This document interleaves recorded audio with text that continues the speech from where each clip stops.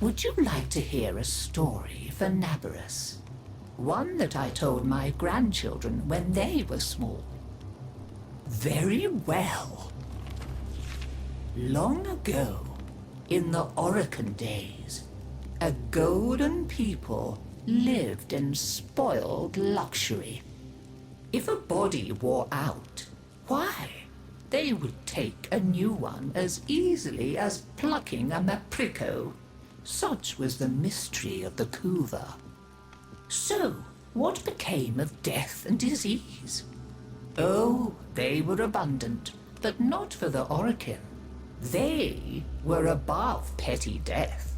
Such was their contempt that they decreed a special day on which to make fun of it. On Nabarus, the night of memory, the Shining People laughed at death. They dressed in costumes that recalled the old days of mortality. Skulls grinned, hallways guttered with demon lights. For one night, beauty was banished. Rot and monstrosity held sway.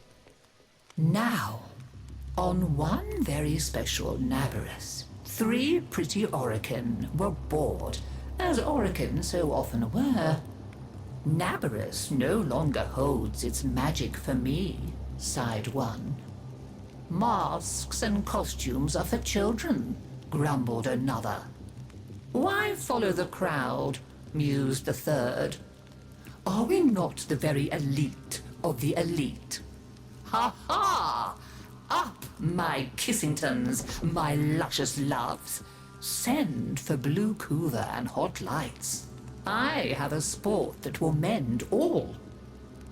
And in the corridor, behind a curtain, a solitary silent girl heard them and said nothing. Then the 3 were very wicked. For what do you think they did? Down into the streets they went, and they caught 3 poor Ostrans and bore them back to their gilded halls. One they peeled like a fruit and decked out with glassy splinters, and his naked jaws went chitter-chatter-snap.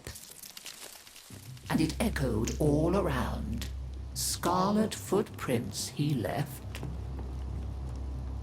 Another's limbs they twisted and wrenched his neck, and made a bundle of him until he scuttled upsy-downsy like a horrid crab, with his sockets all empty and his stretched-out nose snuffling. The third they pulled thin in hand and foot. She walked spindly-wise on long tiptoes like a spider, and her entrails hung delicately down. She whispered, split-tongued and hissing as she went. Fine costumes we've made, chortled the 3 Orokin. Let us now try them on and visit our friends. What shrieking there will be! Oh, our names will live forever in the court for such a prank as this. Now, the silent girl brought them their blue Kuva, so they could take on these twisted bodies for only a short time before returning to their own. They drank and slept and woke in their 3 horrid forms. Off they went down the stairs, out the door, into the city, into the night of banners and masks and wild hilarity. Chitter-chatter-snap, scuttle-buttle, whispery-hispery. As you can imagine, there were many screams and laughs. Such cleverness, such wit.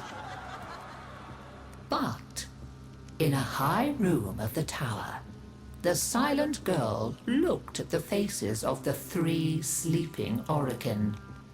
She went and opened a little ivory door that she was not supposed to know about, and drew forth a flask that she would have been glassed for even looking at.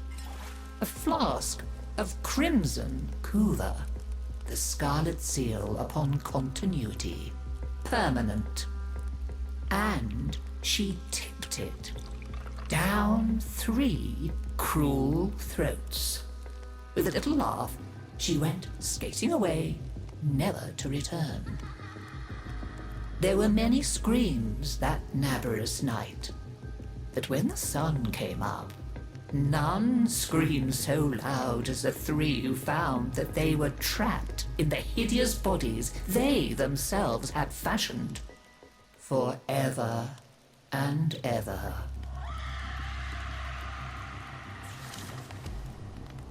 So, listen carefully, Tenno, and beware, for you may hear them coming tonight. Whispery-hispery on long stalking bones, scuttle-buttle with his eyes all empty, and skinless, dripping-handed, chitter-chatter-snap. Happy Nabarus!